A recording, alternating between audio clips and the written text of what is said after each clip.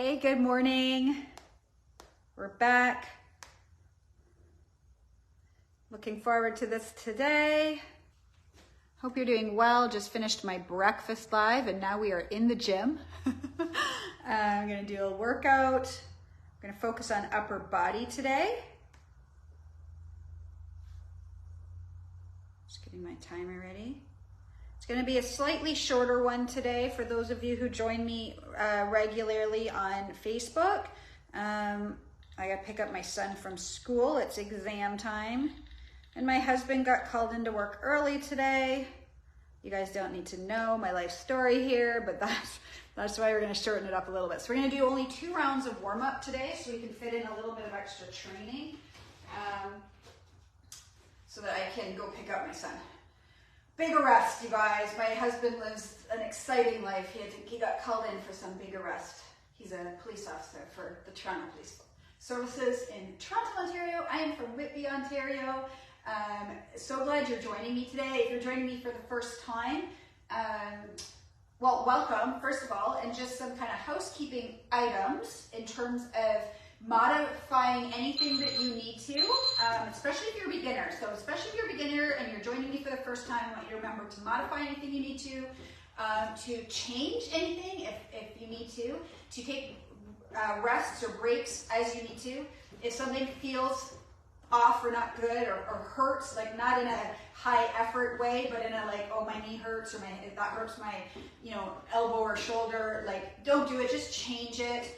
It's okay. The key that I want to get across to you, the most important thing is that you're here and that you're showing up and you're creating a new habit of taking time for you to build yourself up instead of tearing yourself down. We do a lot in life to tear ourselves down, don't we? In every way, shape, or form, like physically and mentally.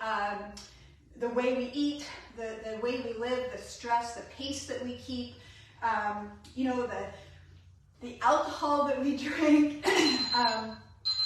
the thoughts that we think, the company we keep, right? Lots of breaking ourselves down, and what we need to do is create more balance in our life with things that build us up. And yes, exercise does break your body down, but it breaks it down in a way that if you feed it right, you're gonna build it back up, right? And so that's the other component is eating to build your body back up, eating protein. I just finished my daily breakfast show, I call it, my breakfast live. Every morning I'm live on both Facebook and TikTok on my main page, and I'm there to share tips and strategies for nutrition and weight loss, right? Or like I said today, the release of weight, not the loss of weight. I'll talk to you guys about language in a second because that's my topic today. But I was on there sharing, I'm always sharing, interesting or creative ways to eat healthy foods. Eating healthy, whole foods does not have to be boring. This morning I had peanut butter chocolate waffles. Oh man, they were good. Like I could have eaten a whole plate of them. I did not, but they were so good. And they were protein only. Well, protein and fat, because I teach and coach a program called the Drop Plus program. There's 2 phases to that Drop Plus program. There's a beginning phase and then a secondary phase, and then beyond those 2 phases, I teach you like how to create that into a lifestyle for optimal health and well-being. Super simple to follow, and it breaks foods down for you and gives you like kind of ways to be as simple and easy as you want it, or you can get really complex and creative with it, depending how much effort you want to put in, right? So I'm going to add a hop, and if you're new, you're going to keep it at low impact. To be honest, I have some clients who have the time and they have the desire and they get super creative with, what can be super simple. So my breakfast this morning on the plan, in the phase that I'm in, was a protein and a fat. So that can be as simple as some egg whites and avocado, right? Boom. Actually, it can be even simpler. It can be 2 eggs. 2 eggs is protein and a fat, because the yolk is considered a fat and the white is considered a protein. Boom, it's that simple, right? 2 boiled eggs and you're done. Or you can do what I did this morning because I wanted to get a bit creative and have a little bit of fun. I did egg whites with protein powder, made it into waffles, and I added some peanut butter. And there's my more creative, interesting protein and fat. So you see, the program where I've seen it excel is with people who are busy and they really don't want to put the time and effort into eating. And so they gravitate towards fast foods or prepared foods because they just don't have the mental capacity to think through and strategize and plan their eating. And so the plan tells you, eat a protein and a fat, eat it in this amount, right? So you could have, chicken and avocado. You can have, like I said, eggs and avocado. You could have a protein shake with some nut butter, right? Like it gives you a list to choose from, and it gives you a plan to follow, and it tells you exactly when to do what and how much to eat. So I have a couple clients that are really, really busy. They have a lot on their plate between work, family, and kids, and they're like, I don't have the bandwidth, right? But she's like, this has made my life so simple because I just know exactly what I'm eating, right? It's amazing for grocery shopping. Like I've found since I've been following it, it's simplified our grocery list. So we're actually having to buy less stuff because, especially if you plan, like I just know I need protein, and there's a couple things that I eat a lot of. I think we forgot our grapevines on that one.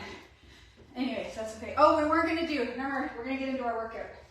So we weren't gonna do 3 rounds today. Okay, we did tabata yesterday, those of you who did my workout, but we're gonna do tabata again today because I don't have bandwidth for anything else. So we're gonna start with our rows. We do these. I had a workout in my head planned, but I do gravitate towards a lot of the same things because, again, I have a lot on my mind right now. So it's good to have the basics already programmed into your psyche, I think, so that you default to those when you're busy instead of defaulting to like bad habits and quick solutions. Okay, so grabbing my kettlebell. I'm going to start with rows for our back.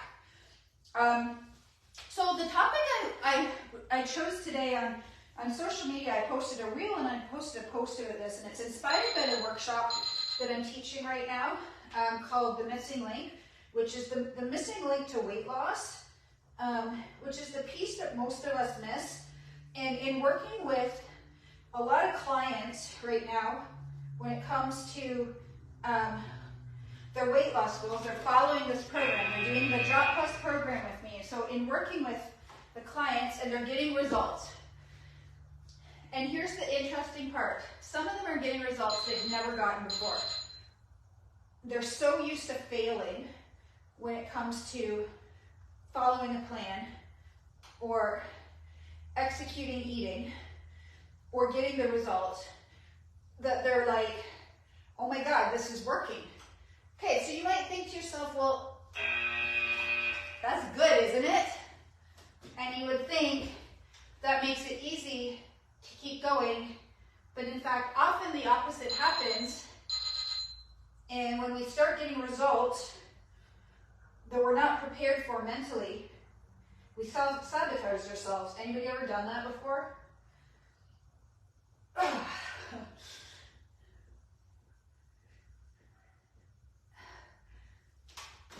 So I had a couple clients that I noticed they got these remarkable results to kick off the program, and then all of a sudden they were finding these random reasons to fall off the wagon. And I knew exactly what was happening from studying myself and doing this in some areas of my life.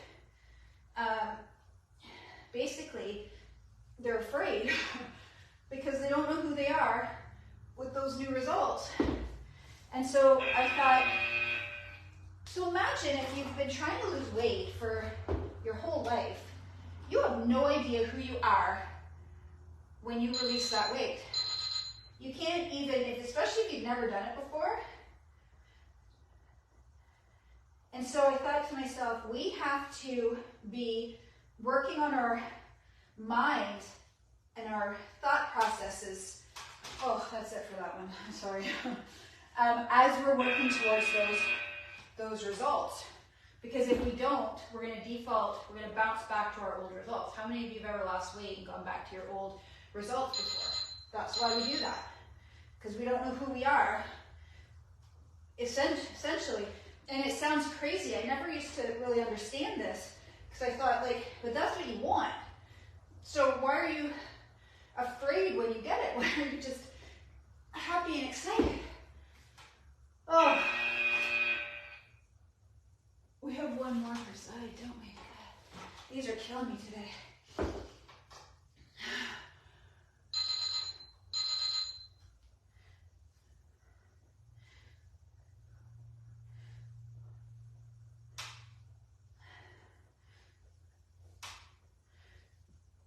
Oh my goodness. No wonder. They're more than I'm used to doing. I'm used to doing 8 to 10. We're doing like 10 to 12. Ooh, I am feeling these. Make sure that your back isn't rounded. Make sure your tailbone's like tucked out. I mean, a great analogy, not analogy, but a great example, sorry. 1, 2, 3, 4. Okay. Whew. Those really got me today. We just went like right into that today. How are you guys doing? Hey, Betty. Sorry about yesterday, about missing you guys. I was so bummed that I made that mistake. We're gonna do chest press next. Keeping it basic today, but doing the important things.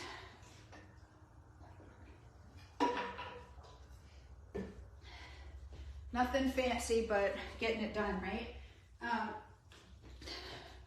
So I'm my activity completed. My son and I are coaching the strength and conditioning for a baseball team together. So we're doing the 14-year-old kids.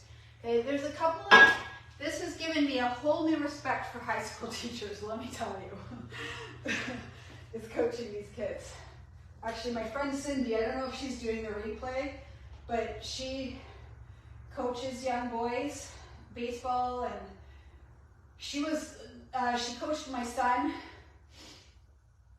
Okay, you don't want to sit here like this until you're ready to go, so like, don't be me. And also we're gonna do four of these sets. They're an interesting creature, 14-year-old boys, my goodness. Well, there's a couple of very unruly ones. And we're in the weight room, and I'm like, zero tolerance for foolery in the weight room. I've told them that before, because people get hurt, right? Like, if a kid is lifting a barbell, and the kids around him are like joking and trying to make him laugh, I'm like, no, we don't do that in the weight room. This is not the place. If you guys want to play on the playground, you can go out into the fielding part of the gym and you can go play. But you're not goofing around in the weight room. Well, there's a couple that, like, I don't get it. So there was one kid did not listen. So he got sent to my husband, who's a coach, and my husband ran him for 45 minutes. The kid did not like it. He was not happy. He was actually very, very angry at the end of that practice, and has been an absolute angel ever since. And the other kids know, don't mess around, because that'll happen to you. Well, there's been a couple kids that haven't been to the practices, and so haven't been witness to this. And I mean, here's the point of this story, because you're like, what are you talking about? Why are you telling me this? Because kids notoriously do things to get attention even though it's the wrong intention, right? So they do things they know they're not supposed to do, knowing they're going to get a result that they don't want to get, and they do it anyway. And we do that too, don't we? All the time. We do things. Okay, we're doing flies now, so we're going out like this now. We do things that we know we shouldn't do that are going to get us results that we don't want, and we do it anyway. Why do we do that? It has to do with our subconscious thoughts and how we're programmed. And if we don't become aware of that, we do it for our whole lives. I do it in areas of my life that I haven't really worked on that, right? So, you know, when it comes to health and fitness and nutrition, I'm extremely disciplined. I'm extremely, you know, my thoughts and beliefs are in line with where I want to go, and I get the results that I want eventually. You know, I went through a phase where I didn't. I blamed it on perimenopause. You know, I had to change my thoughts again about, but anyways, you know, there's areas of my life that I'm not so successful, and it's because I've got all this, you know, stuff in my head that I'm saying to myself, and I'm doing the same things over and over again, and getting the same results I don't want, and then, you know, you fix it, and then you do it all over again. Like, you know, we know people who are in debt, right? And they get a loan, and they pay off all their credit card debt, and they get all their credit cards back, and what do? They get right back in debt again. Knowing, like, that behavior, it just never changes, and that's the same with weight loss. We lose weight, you know, it's like getting the consolidation loan to pay off all your credit cards, and then you get your credit cards back, and you know, and then you lose the weight, and then you go back to your old habits, and guess what? You get it all back. Like, we do that. We do that as adults, we do that as kids. Why do we do that? It's because of this. So, part of the change that we have to make is the programming in our mind and the thoughts that we think. And so I was inspired this morning to do a series on the things that we think, because we don't know the way we think them a lot of the time. We don't know. We're not aware of the thinking. So the first one I wrote about today, posted on all my social media, was change the phrase, I want to lose weight, or I'm trying to lose weight, I'm trying to lose weight, or I want to lose weight, to I am releasing weight. Just a couple of nuances to that. So this one we're going to do flies. So this is for our back. Okay, and then we're going to do bicep curls in conjunction with that one. I'm just whipping through the workout today, guys, because I got thrown a curveball this morning. I gotta go pick up my son. I'm gonna be late as it is, but I texted him and said I'll be late, but I'll be there. Okay, ready?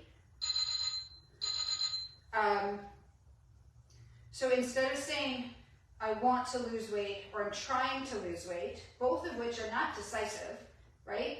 You say I am, which is decisive. You've made the decision, you're committed to it, releasing weight, right? I am releasing weight. You're reinforcing what you're trying to do. Instead of saying, well, I'm trying, or I want to, right? It's not decisive. Okay, so bicep curls next. So two subtleties to that, but powerful in terms of the programming to our mind. I am releasing weight. Releasing is a lot more positive than loss.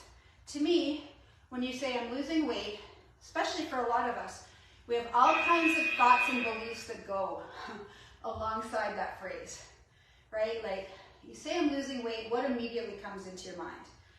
It's hard, right? It's gonna suck. It's gonna mean I can't have the things I want. It's gonna mean I can't have the things I love. It means I'm gonna have to eat minimally. It means I'm probably, for some of us, it means I'm gonna be hungry, right? Who the heck wants to do that? I'm releasing weight. That sounds like freedom. It Sounds like you're letting go of stuff you don't want anyway, right? I'm releasing, you're letting go of, you know, baggage, of weight that's weighing you down and holding you back, right? Whereas losing weight is like you've lost a piece of yourself that maybe you don't want to lose, right? Even though you do want to lose it, it's a loss, it's unwilling, right? Instead of a release, which is like, I don't know, do you guys feel that? Or maybe it's just me, maybe it's just what I associate with those words, but that's how I feel when I say I'm releasing the fat from my body. I'm willingly letting it go. If I'm losing it, you know, do you guys get it? And so you probably think that's dumb, maybe you think that's dumb, but I'm telling you, I'm doing the same thing with money right now. Trying to change some habits. I'm going to be really honest with you. Money is not my forte in life. Making it is one thing, keeping it is another, right? Not my forte. So I'm challenging the way I think about money.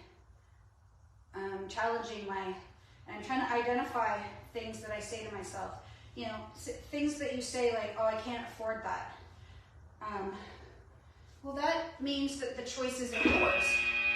Instead, I'm saying to myself, that's not my priority right now. Or I don't actually want that right now. Half the time it's true. I don't want it. I think I want it, but I don't really want it. I'm okay without it. What I want is the choice of whether to have it or not. If I was given the choice, I might not want it.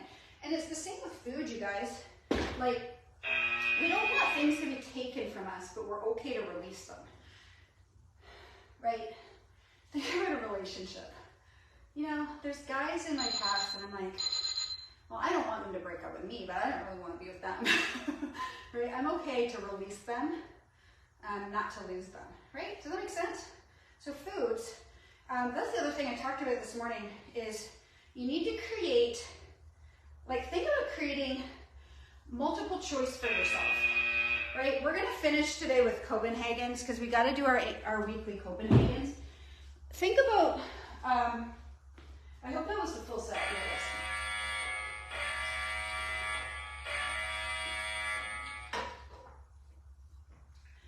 this. I didn't quit drinking wine. I decided wine doesn't serve me anymore. Wine is not is not of interest to me anymore, right? Quit sounds so final. See, that's another Activity completed.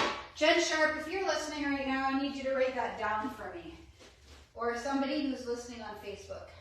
Quitting is final, right? Don't write that down. I'm saying quit versus no longer interested in. Right? Quitting sounds really final. No longer interested sounds like you're making a choice to set it aside. For at least for now. Okay, if you're new, you're gonna do these like this. Okay, your other option is to be on the bench or step with your knee like this. I'm gonna do the hard ones. That's another word to change. Hard. Telling yourself something's hard. Maybe it's a challenge. Maybe it's gonna prompt you to grow. It doesn't have to be hard.